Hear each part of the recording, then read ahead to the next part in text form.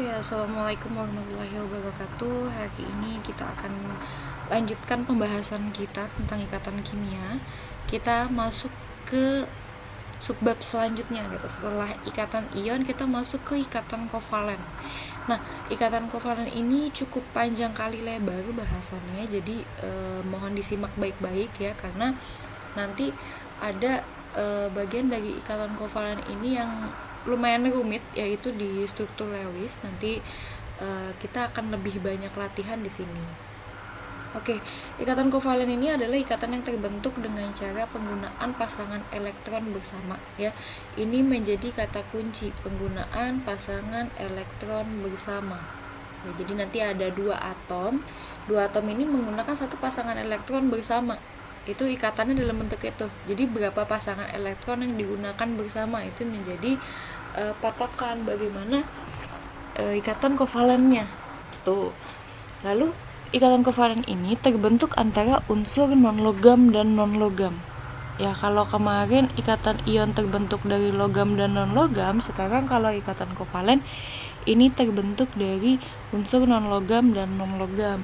Berarti ini ada di kelompok 4A seterusnya. Tuh. Memang ada beberapa ikatan yang nanti mungkin akan kalian temui itu mengandung unsur dari golongan 8A atau gas mulia, tapi itu bukan unsur yang secara alami ada di alam gitu.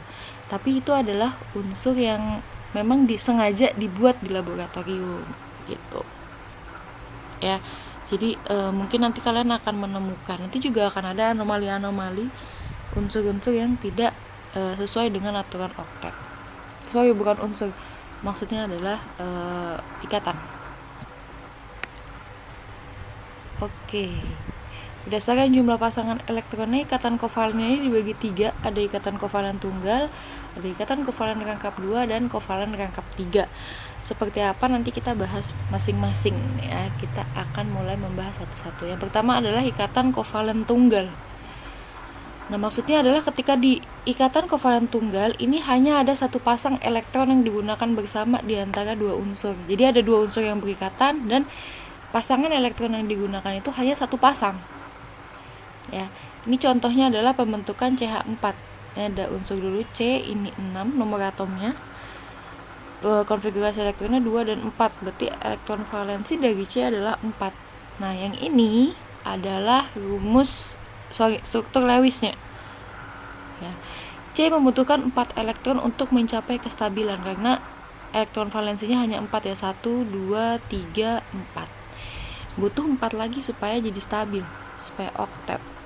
Lalu kita lihat H. H ini nomor atomnya 1 ya, elektron valensinya otomatis hanya 1. Ini dengan 1 titik aja. Ini H, rumus Lewisnya, struktur Lewisnya. Nah, H ini membutuhkan 1 elektron untuk mencapai kestabilan. Sekarang yang harus kita pikirkan adalah bagaimana ikatan antara C dengan H ya, di mana C butuh 4 elektron sedangkan H hanya butuh 1 elektron untuk mencapai kestabilan. Tuh.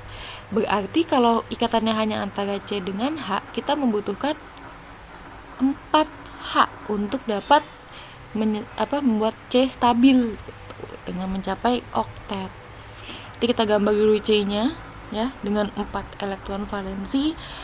Lalu ada 4H gitu. Masing-masing H membawa 1 elektron valensi.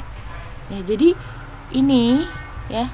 Ini yang di dalam bulatan ini adalah elektron yang digunakan bersama antara C dengan H. Ya, masing-masing C dengan H ini memiliki 1 pasang elektron yang digunakan bersama.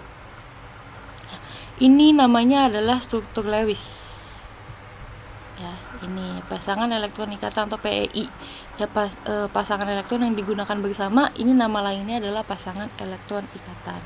Kalau struktur ini ya, yang ada elektron-elektronnya, ini namanya adalah struktur Lewis.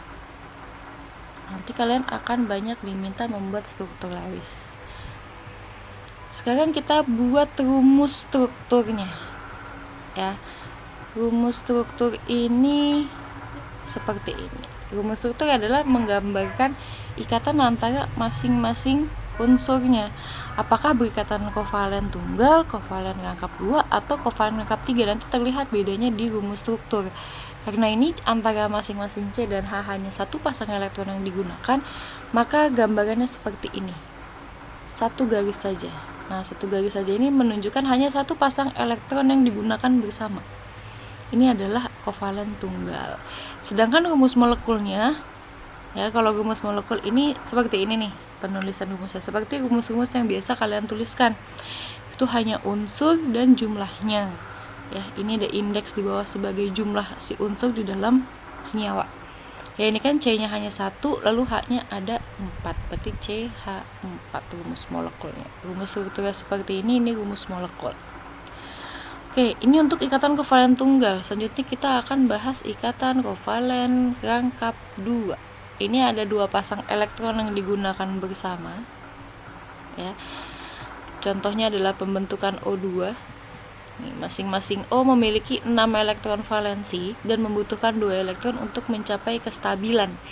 Berarti kalau O berikatan dengan O, ini kan O2 O berikatan dengan O ya. Kita bisa gunakan ada nih 2 pasang elektron, satu dari sini, satu dari sini ya. Ini 2 pasang elektron yang bisa digunakan bersama. Nah, jadinya seperti ini. Biasanya penulisan untuk ikatan kovalen yang rangkap 2 adalah dijadikan satu di sini. Ya, jadi yang ininya ada yang kosong ya. Ini ada 2 pasangan elektron ikatan. Nih, ini pasangan elektron ikatan yang digunakan bersama. Tapi ada juga pasangan elektron yang tetap punyanya si O ini. Oke, ini tuh O kedua, ini O pertama ya. Tetap punya O pertama, ya kan? Tetap punya O pertama, ini tetap punya O kedua, ini tetap punya O kedua. Nggak berikatan itu, nggak dipakai untuk digunakan bersama. Ini namanya adalah pasangan elektron bebas atau PEB. Nah, nanti kalian harus bisa juga menentukan mana yang pasangan elektron ikatan, mana yang pasangan elektron bebas. Karena nanti kaitannya dengan ketika kita menentukan bentuk molekul menggunakan VSEPR. Tuh, nanti kita akan bahas ya. Selanjutnya adalah kita membuat rumus struktur. Nah, kalau untuk rumus struktur kira-kira gimana? Kalian sudah bisa prediksi kalau ada 2 pasangan elektron ikatan yang digunakan. Oke. Ada berarti 2 garis. Ya, atau seperti sama dengan ini kalau yang rangkap 2. Sedangkan rumus molekulnya adalah O2. Rumus strukturnya seperti ini. Ya.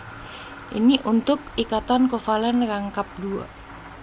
Selanjutnya ikatan kovalen rangkap 3. Ini ada 3 pasang elektron yang digunakan bersama. Contohnya adalah pembentukan N2. Ya, masing-masing N ini memiliki elektron valensi 5 dan membutuhkan 3 elektron untuk mencapai kestabilan. Caranya sama seperti tadi. O ya, yang mau jadi 3 elektron yang digunakan bersama, ini kan ada 3 ya, 1, 2, 3. Ini juga punya 1, 2, 3. Bisa jadi sepasang dan akhirnya jumlahnya jadi 8. Ya. Ini bisa terlihat di sini ya. Ini pasangan elektron ikatannya nih. Ini pasangan elektron bebas. Kalau kalian mau lihat apakah setiap unsur yang berikatan ini sudah mencapai oktet gitu. Jadi kalau ini kan pasangan elektron digunakan bersama, berarti punyanya si N yang kedua punya juga N yang pertama gitu.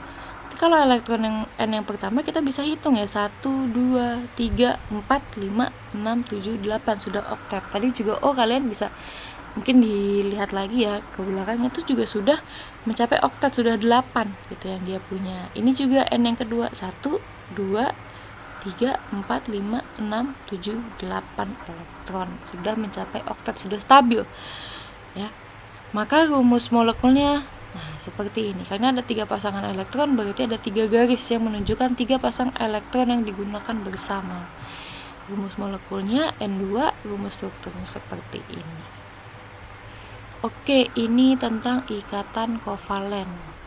Ya, selanjutnya saya akan membahas ini dulu, pengecualian kaidah oktet ya. Ada beberapa yang tidak sesuai dengan kaidah ya, ada yang tidak mencapai aturan oktet, ada yang berjumlah ganjil, dan ada oktet yang berkembang. Silahkan kalian explore, nanti kita akan bahas lagi, saya sambung di video selanjutnya.